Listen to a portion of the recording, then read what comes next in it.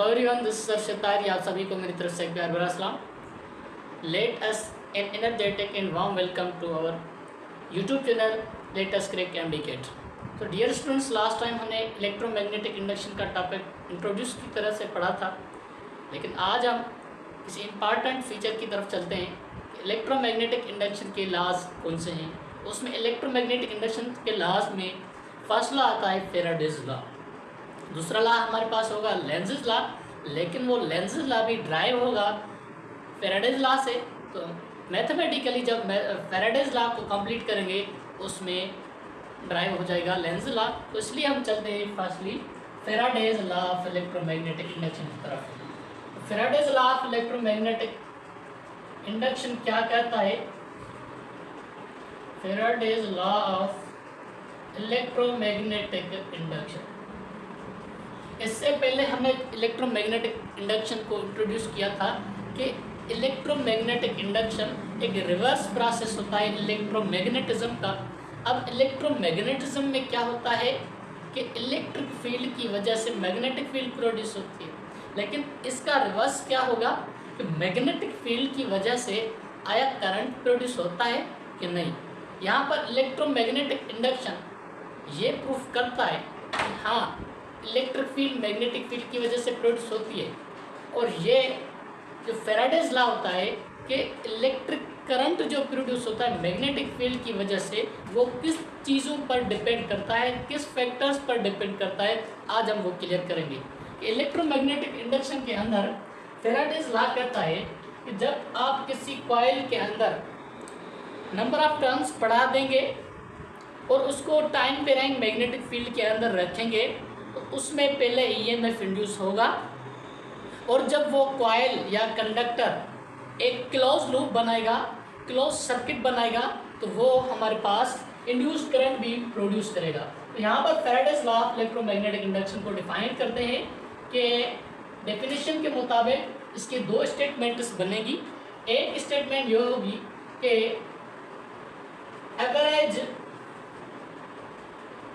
induced EMF in a coil lasts as long as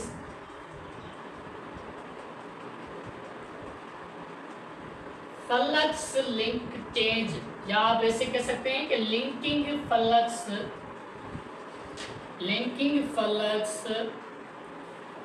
change is in progress, change is in progress। और जो जाहिर है obviously हमने electromagnetic induction के पढ़ा था कि ईएमएफ इंड्यूस तब भी होता है जब फ्लक्स चेंज हो।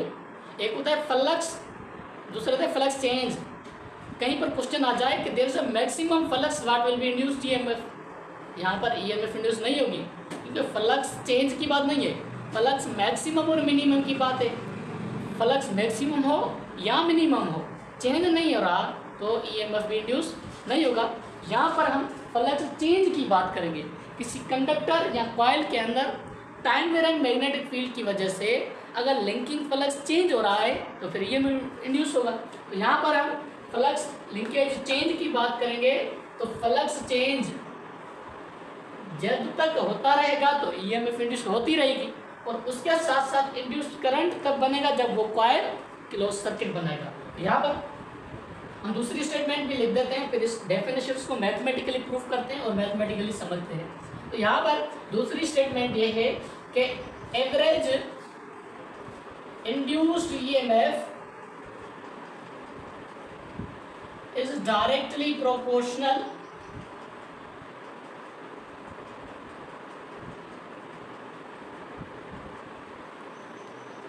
to the number of turns in a coil and rate of change of flux change. यहाँ रेट ऑफ चेंज ऑफ लिख लिया है तो rate of change of flux कर रहे हैं, flux per unit time. Time के साथ साथ अगर टाइम वेरिंग मैग्नेटिक फील्ड के अंदर फ्लक्स चेंज हो रहा है तो ईएमएफ इंड्यूस होगा। यहाँ पर इसको मैथमेटिकली कैसे लिखेंगे, EMF is directly proportional to number of coils, और उसके साथ साथ EMF directly proportional to rate of change of flux, इसको कहा जाता है rate of change of flux. अब दूसरा हमारे पास फ्लक्स क्या होता है, फ्लक्स का फार्मूला होता है P डॉट A, या आप कह सकते हैं BA cos थीटा, ये जस्ट है फ्लक्स, लेकिन हमने यहाँ पर लिखा है change in flux. Delta represent करता है चेंज को, तो EMF भी तभी प्रोड्यूस होगी जब फ्लक्स चेंज होगा।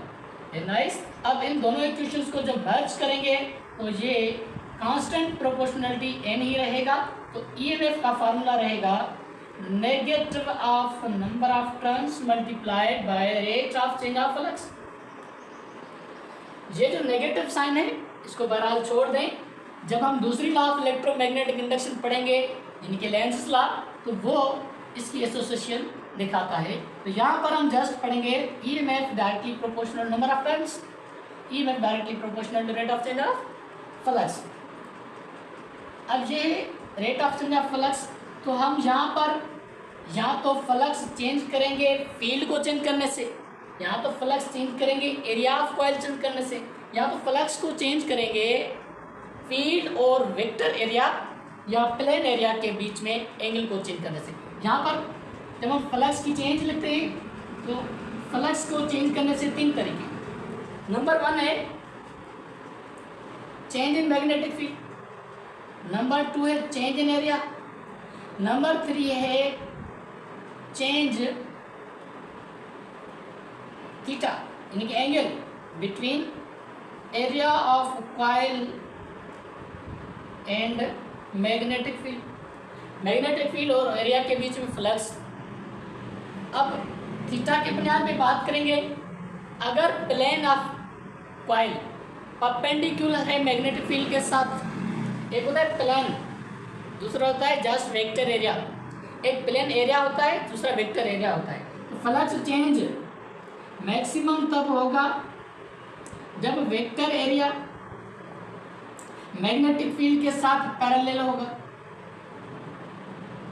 और मैग्नेटिक फील्ड फ्लक्स मिनिमम तब होगा जब वेक्टर एरिया परपेंडिकुलर होगा मैग्नेटिक फील्ड के साथ। यहाँ पर फ्लक्स मैक्सिमम की बात करेंगे तो प्लेन एरिया क्या हो, परपेंडिकुलर हो मैग्नेटिक फील्ड के साथ। यहाँ पर प्लेन एरिया पैरेलल हो मैग्नेटिक फील्ड के साथ, तो फ्लक्स मिनिमम होगा। यहाँ पर मिनिमम और मैक्सिमम फ्लक्स की बात है, लेकिन चेंज तो हो रही है ना। जब तक फ्लक्स चेंज होता रहेगा तो EMF इंड्यूस होती रहेगी। तो यहाँ पर बात करेंगे फ्लक्स चेंज को। यहाँ पर फ्लक्स चेंज को कैसे लिखेंगे, either flux change in magnetic field और A cos theta upon time. एक मेथड ये है हमारे पास। दूसरा हमारे पास है इंड्यूस्ड EMF तब इंड्यूस होगी जब फ्लक्स चेंज होगा, और फ्लक्स चेंज तब करेंगे जब यहाँ पर हमने एरिया को चेंज कर दिया। Magnetic field delta A cos theta per unit time. ये अगर हम थीटा को चेंज करते हैं तो EMF भी चेंज होगी, EMF भी इंड्यूस होगी, क्योंकि थीटा को चेंज करने से वेक्टर एरिया और मैग्नेटिक फील्ड के दरमियान फ्लक्स भी चेंज होता है। तो फ्लक्स चेंज होने से EMF इंड्यूस होगा। फर्दर इसकी इलस्ट्रेशन जब बनाएंगे तो डायग्रामेटिकली ये कहता है अगर मैग्नेट को और कॉइल को आप इलस्ट्रेशन के बुनियाद पे बनाएंगे, यहाँ पर फॉर एग्जाम्पल यहाँ पर हमारे पास एक मैग्नेट है, उसके 2 पोल हैं, एक नॉर्थ एक साउथ, और यहाँ पर एक कॉइल है। एक कॉइल है हमारे पास, आप तो कैसे बनाएंगे कि ऐसे बना लें। अगर इसमें लिंकिंग फ्लक्स ये है, ये कॉइल है मैग्नेट, अगर इस मैग्नेट को कॉइल के करीब ले जाएंगे तो फ्लक्स इंक्रीज होगा। फ्लक्स इंक्रीज हुआ मतलब फ्लक्स चेंज हुआ। यहाँ पर फ्लक्स चेंज हुआ तो इसमें EMF इंड्यूस होगी। अगर इस कॉइल से मैग्नेट को दूर ले जाएंगे फ्लक्स डिक्रीज होगा। फ्लक्स डिक्रीज होने का मकसद क्या, फ्लक्स चेंज हुआ। जब तक फ्लक्स चेंज होगा फिर वो इंक्रीज हो या डिक्रीज हो ईएमएफ इंड्यूस होगा। अगर आप यहाँ पर क्या करते हैं कि फ्लक्स चेंज नहीं होता, फ्लक्स चेंज दो तरीकों से नहीं होता। एक तरीका यह है कि फ्लक्स को आप कांस्टेंट कैसे रख सकते हैं, एक तरीका यह है कि आप फ्लक्स को चेंज जीरो यानी कि फ्लक्स को कांस्टेंट तब रख सकते हैं जब दोनों रेस्ट में हो या दोनों एक ही डायरेक्शन में यूनिफॉर्म वेलोसिटी से मूव कर रहे हैं। यानी कि फ्लक्स कांस्टेंट तब रहेगा जब या तो दोनों रेस्ट में होंगे या तो दोनों यूनिफॉर्म वेलोसिटी से सेम डायरेक्शन में मूव करेंगे। Flux remains constant if number one both magnet and coil are in rest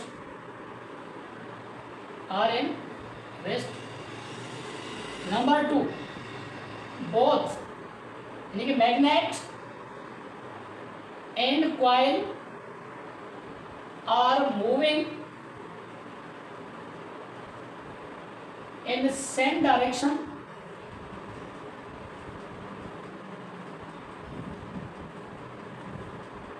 with uniform velocity। अब देखें यहाँ पर यूनिफॉर्म वेलोसिटी है, ऊपर रेस्ट में है, दोनों कंडीशन में एक्सेलरेशन क्या है, जीरो है। अब दोनों कंडीशन में फ्लक्स कांस्टेंट है, जब तक फ्लक्स कांस्टेंट है फ्लक्स चेंज नहीं होता तो ईएमएफ इंड्यूस भी नहीं होगी, ईएमएफ इंड्यूस नहीं होगी तो ईएमएफ इंड्यूस करंट भी प्रोड्यूस नहीं होगा। तो यहाँ पर ईएमएफ इंड्यूस दो तरीके से होता है, एक होता है फ्लक्स चेंज दो तरीके से, दूसरा होता है ईएमएफ इंड्यूस दो तरह का। फ्लक्स को चेंज कर सकते हैं, flux changes by two methods. यानी कि फ्लक्स को चेंज करने से यहाँ पर हमने वेक्टर एरिया को चेंज किया, फील्ड को चेंज किया, थीटा को चेंज किया बिटवीन एरिया एंड फील्ड। लेकिन यहाँ पर जो हम मेजर फैक्टर्स पढ़ेंगे वहाँ पर एक है जनरेटर इफेक्ट। इस जनरेटर इफेक्ट की वजह से भी फ्लक्स चेंज होता है। जनरेटर इफेक्ट फ्लक्स क्या कहता है, ये कहता है कि flux change due to relative motion between field and magnet, field नहीं, यहाँ पर कॉइल और मैग्नेट के बीच में आप रिलेटिव मोशन करवाएंगे तो वहाँ पर फ्लक्स चेंज होगा। इस कंडीशन में भी अगर फ्लक्स चेंज हो तो ईएमएफ इंड्यूस होगा, ऑब्वियसली इंड्यूस्ड करंट भी प्रोड्यूस होगा। दूसरा हमारे पास है कि ट्रांसफार्मर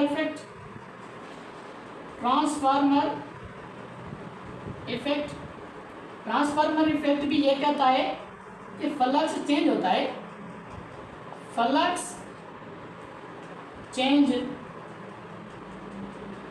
इन स्टेशनरी कॉइल। अब यहाँ पर क्या कहता है, कॉइल स्टेशनरी है in a time varying magnetic field. यानी कि यहाँ पर मैग्नेटिक फील्ड चेंज करते हैं और ये कॉइल जो हमारे पास है वो रेस्ट में। अगर कॉइल रेस्ट में फील्ड चेंज हो रही है, यहाँ पर देखें फील्ड चेंज हो रही है तो फ्लक्स भी चेंज होगा। फ्लक्स चेंज होने से ईएमएफ इंड्यूस होगा। ऑब्वियसली अगर वो कॉइल क्लोज सर्किट बनाता है तो करंट इंड्यूस होगा। दूसरा हमारे पास है स्टैटिक या डायनामिक इंड्यूस्ड ईएमएफ भी इंडक्शन के हवाले से दो तरीके। एक होता है कि दोनों मूव कर रही हो, यानी कि डायनामिक इंड्यूस्ड ईएमएफ दोनों नहीं, कॉइल मूव करे, coil moving in a stationary magnetic field. अगर आप स्टेशनरी मैग्नेटिक फील्ड के अंदर कॉइल को मूव करवा रहे हैं तो यहाँ पर भी फ्लक्स चेंज होगा तो ईएमएफ भी इंड्यूस होगा। ऑब्वियसली अगर वो कॉइल या कंडक्टर एक क्लोज सर्किट बनाता है तो इंड्यूस्ड भी करंट होगा।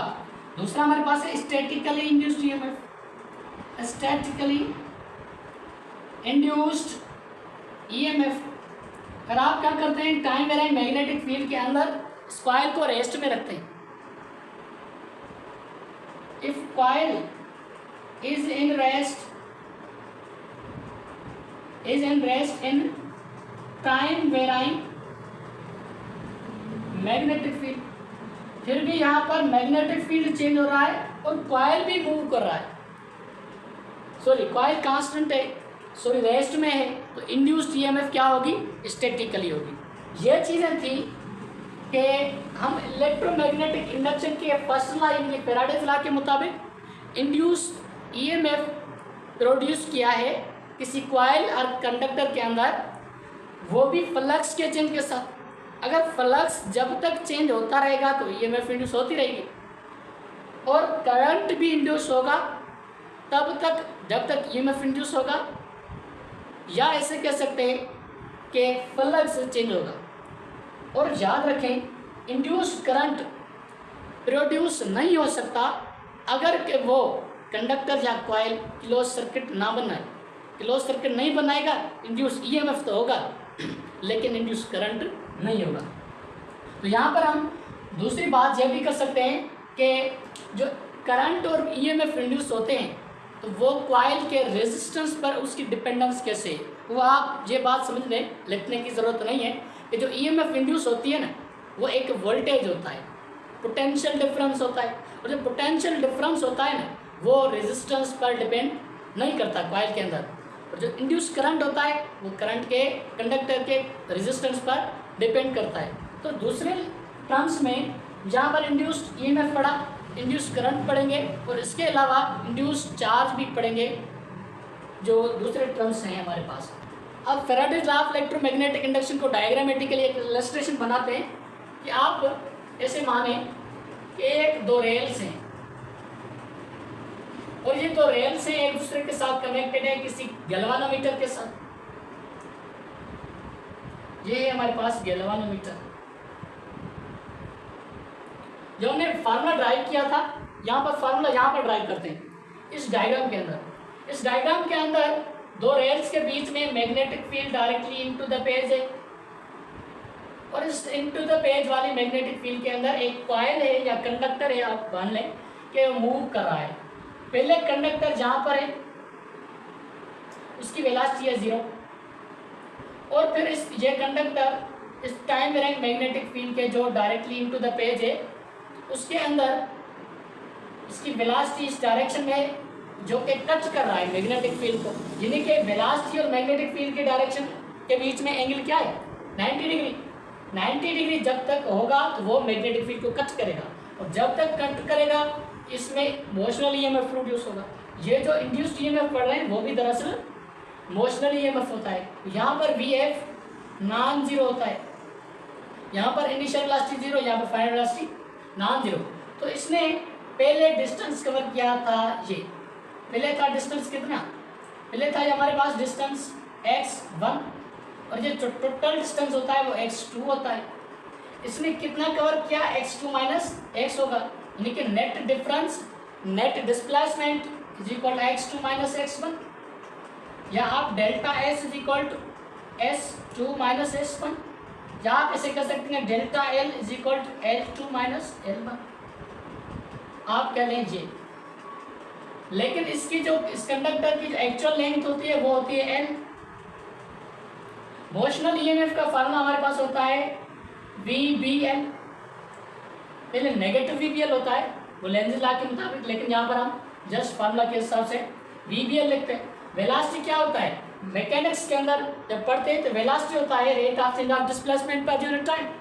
तो यहाँ पर रेट ऑफ डिस्प्लेसमेंट चेंज, ये डिस्प्लेसमेंट चेंज ये होता है, और per unit time multiply magnetic field और लेंथ। ये जो लेंथ और ये लेंथ मल्टीप्लाई करेंगे तो एल स्क्वायर हो जाएगा। जो एल स्क्वायर होता है वो दरअसल एरिया होती है, तो मैग्नेटिक फील्ड के साथ आप एरिया को मल्टीप्लाई करें और नीचे डिवाइड कर लें आप इसको टाइम को। अब देखें यहाँ पर एरिया है लेकिन यहाँ पर डेल्टा एल है, डिस्प्लेसमेंट चेंज होता है तो एरिया भी चेंज होगी, और जहाँ पर एरिया चेंज होगी तो फ्लक्स भी चेंज होगा। EMF is equal to B delta है, फ्लक्स चेंज होता है एरिया की वजह से, तो डेल्टा फाई अपॉन टी। ये हो गया दरअसल इलेक्ट्रोमैग्नेटिक इंडक्शन के फैराडेज लॉ की डेरिवेशन। तो अब हम पर कैसे करते हैं कि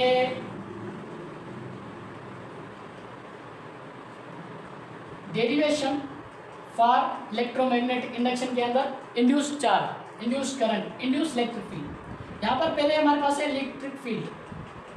इलेक्ट्रिक फील्ड, इलेक्ट्रिक फील्ड क्या होता है? जब हम वेलोसिटी सेलेक्टर मेथड पढ़ते हैं इलेक्ट्रोमैग्नेटिज्म के अंदर, वहाँ पर इलेक्ट्रिक फील्ड बराबर हो जाता है मैग्नेटिक फील्ड के साथ। ये एक इक्विलिब्रियम कंडीशन में होता है, एक्सेप्शनल केस है, वहाँ पर वेलोसिटी यूनिफॉर्म होती है। इलेक्ट्रिक फील्ड मैग्नेटिक फील्ड के बराबर हो जाएगा। Electric field is equal to V B, V is equal to E over B. लेकिन यहाँ पर हमारे पास यही होगा, electric field is equal to V B. और इसके साथ साथ हम इंड्यूस्ड इलेक्ट्रिक फील्ड जो है, इंड्यूस्ड ईएमएफ की बात करेंगे। इंड्यूस्ड ईएमएफ की बात करेंगे तो ये होता है flux per unit time. EMF is equal flux per unit time. उसके साथ साथ इंड्यूस्ड